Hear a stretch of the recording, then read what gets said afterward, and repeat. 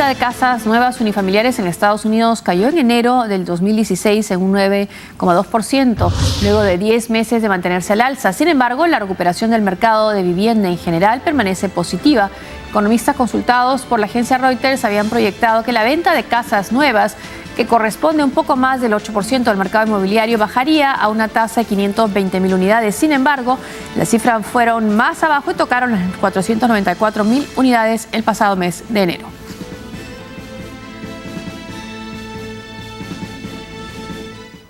Brasil está ahora en una perspectiva negativa en el riesgo financiero luego que la agencia Moody's rebajó la nota a Brasil y lo ubicó en categoría especulativa. ¿Qué significa esta calificación? Veámoslo en el siguiente informe.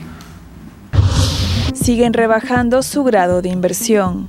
La agencia calificadora de riesgo Moody's rebajó la deuda soberana de Brasil a la categoría especulativa. La reducción de la nota crediticia pasó de Ba2 a Baa3 con perspectiva negativa, lo que implica el riesgo de un mayor deterioro en su economía y nuevos cortes. La firma justificó su decisión al considerar el ambiente de bajo crecimiento que enmarca la deuda, la cual podría superar el 80% del Producto Interno Bruto del país en los próximos 3 años.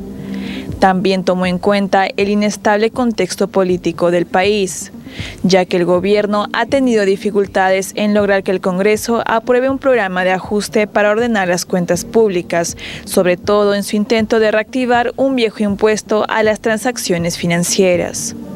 Moody's se convierte en la última de las grandes agencias calificadoras en quitarle el sello de buen pagador al gigante sudamericano después de Fitch y Standard & Poor's. Brasil está en medio de su peor recesión desde la década de 1930. La semana pasada el Banco Central publicó cifras que muestran que la economía brasileña se contrajo más de un 4% en 2015. 51,31% para el no y 48,69% para el sí al 99% de actas computadas por la autoridad electoral en Bolivia. Es el resultado del referéndum. El presidente Evo Morales aceptó este resultado, que implica que no puede postularse una nueva reelección, pero dijo que solo ha perdido una batalla, pero no la guerra.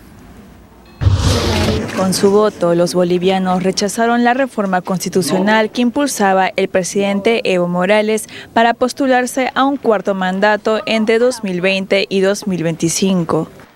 De acuerdo con el cómputo oficial, al 99,72%, el 51,30% de los electores votaron en contra de la propuesta, mientras 48,70% lo hicieron a favor. Una tendencia que se confirmaba como irreversible a esas alturas de la contabilización de actas. El resultado fue motivo de celebración de grupos en algunas ciudades como La Paz y en los bastiones opositores de Sucre, Potosí y Santa Cruz. El mandatario Evo Morales, si bien aceptó el triunfo del no, dijo no sentirse derrotado, pues casi el 50% del electorado lo respaldó con su voto. La lucha sigue con más fuerza de mis compañeros. Repito nuevamente, una batalla, pequeña batalla, la modificación hemos perdido. Acá se nos perdió a Evo con eso. Acá se nos ha integrado, además de eso, un 50% de apoyo frente a semejante campaña.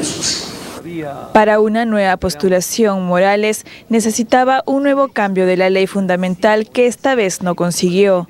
Se trata de la primera gran derrota directa que sufre con 10 años en el poder y a quien aún le quedan 3 años más al frente del país altiplánico. Evo Morales lleva el récord del presidente con mayor tiempo en el poder en Bolivia. Bueno, son resultados que se han tardado más de lo que supuestamente tendría que ser en un caso como este, una elección que sí o no, ¿no? Es un referéndum, no es tan difícil de contabilizar. Hubo reacciones un poco de incredulidad, me parece, del lado del gobierno. Escuchamos el domingo en la tarde al vicepresidente García Linera decir, bueno, no todo está dicho, estamos esperando los votos de los bolivianos en el exterior, esto se trata de un empate técnico. Bueno, ha sido una derrota, aunque no aplastante ni mucho menos, pero derrota difícil de aceptar para un gobierno y un presidente que no pierde elecciones desde hace 10 años. Es más, en la última elección hace un par de años ganó con algo del 56%, inclusive en zonas adversas. que históricamente habían sido adversas al MAS, a su movimiento. Ahora, más allá de las especulaciones de la demora frente a un proceso que parecía bastante sencillo, y de los comentarios que más se ven en todos los países de la región y del mundo en situaciones de votación tan estrecha, pues también hay que rescatar y no se rescata tanto, y es que pues la reacción del gobierno, ya uno conoció los resultados oficiales y la limpieza del proceso para niveles latinoamericanos, pues denotan pues que es una realidad distinta en lo que algunos podríamos llamar países como Venezuela, por ejemplo, en donde la reacción más bien del gobierno fue en primero. Además, hay muchas especulaciones que dicen de que las Fuerzas Armadas obligaron al gobierno a aceptar el resultado. La reacción del presidente Maduro, pues, más bien fue pues, de no desconocer, pero sí de plantearlo desde un inicio, un enfrentamiento. Desde un inicio, pues, voy a impedir que ustedes se lleguen al poder.